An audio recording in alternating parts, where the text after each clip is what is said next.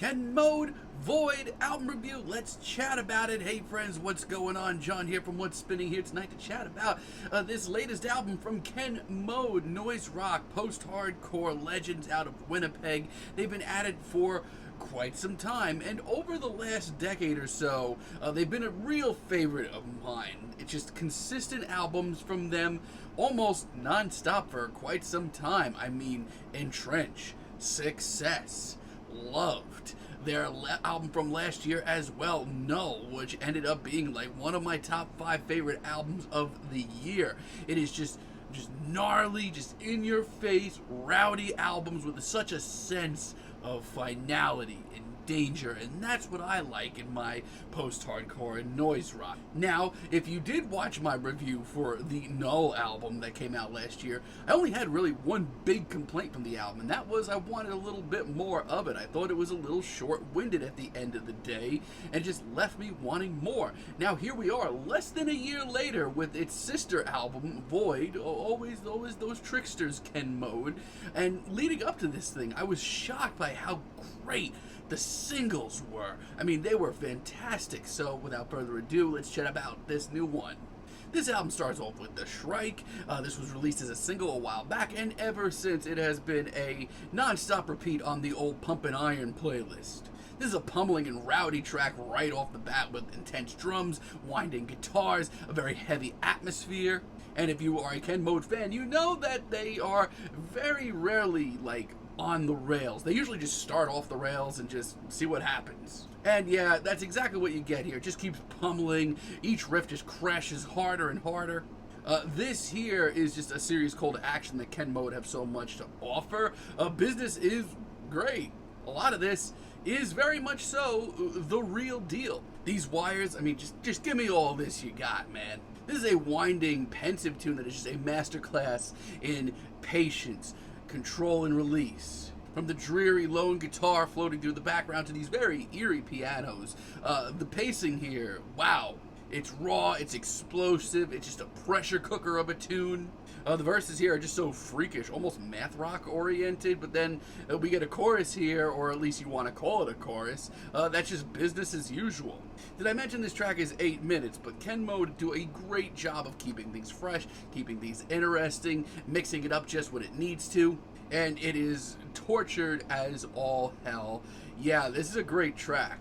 We're small enough on the other hand, this is much more winding and even more eerie and just, God, it gets under my skin at points. And the use of synths, which is something I did not expect, actually does a great job of just adding to this already very dreary atmosphere.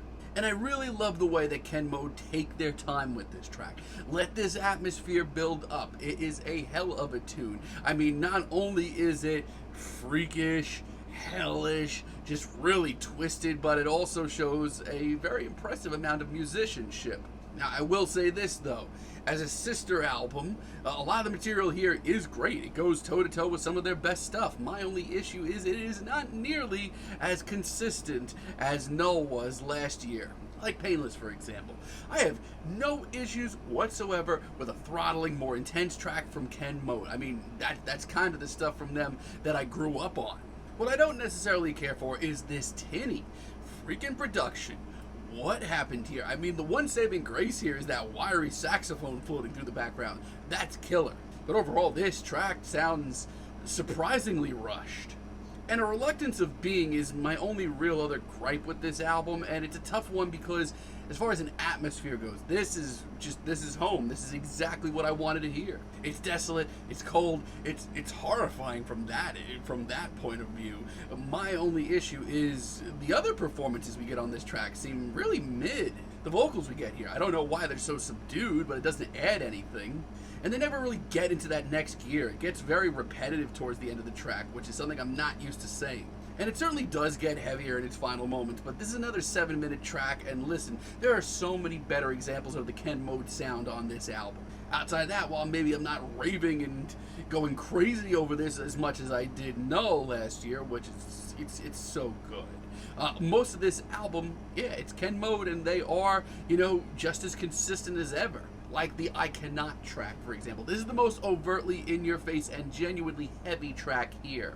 I love just how burned out this track sounds, and just how raw and explosive it sounds. Like when Ken Mode are like firing on all cylinders, they just sound like they've been like locked in a room for months and have finally gotten out. It's sludgy, it's gnarly, it's disgusting, and much like a lot of great Ken Mode tracks, it just keeps coming. It doesn't slow down. Every time I feel like this track has reached a peak, it gets even nastier and more in your face. It's great. In the final moments of just constant soloing, right on. He was a good man. He was a taxpayer. I've loved this track since it first dropped. It is great. For me, this is the sound that I love hearing from Ken Mode. Crashing riff after crashing riff and no filler. Explosive vocals, tension you can just not even begin to cut with a knife, and a sense of finality. And it goes over 5 minutes, and that's totally fine by me. And not today, old friend. I mean, talk about a sense of finality. This comes off like a suicide note at points. My God, is this track an emotionally intense moment? Easily the bleakest and darkest moment, maybe on either one of the albums that Ken Mode has released within the last year. This sounds like the darkest and most twisted slint track you've ever heard. There's definitely a lot of post-rock and math rock vibes here. It's a hell of a finale. It really actually got under my skin listening to it. And the woodwinds and horns that pop in just make this even more intense. Yeah, this is a very solid sister album to a truly fantastic record in their discography. It's 8 tracks, you know, it's nothing too overwhelming. It's not the biggest project they've done. It's pretty short and sweet. I'd say that if you take some of the best tracks here and put them on Null, that album would have been even better. But the thing is, this album is not as consistent as Null. It's got 2 very big blemishes on it, and it's not that long to begin with, so I'm kind of stuck giving this a strong 7 right now. But it's Ken Mode. It's unbelievably consistent, much like their work over the last decade. Definitely check it out if you are into the harder and louder and more tormented side of the noisier side of rock. Let me know what you all think down below. If you liked the video, be sure to give us a like, give us a subscribe, and let me know down below what you would like for me to chat about in the future. And until next time, have a great day, friends.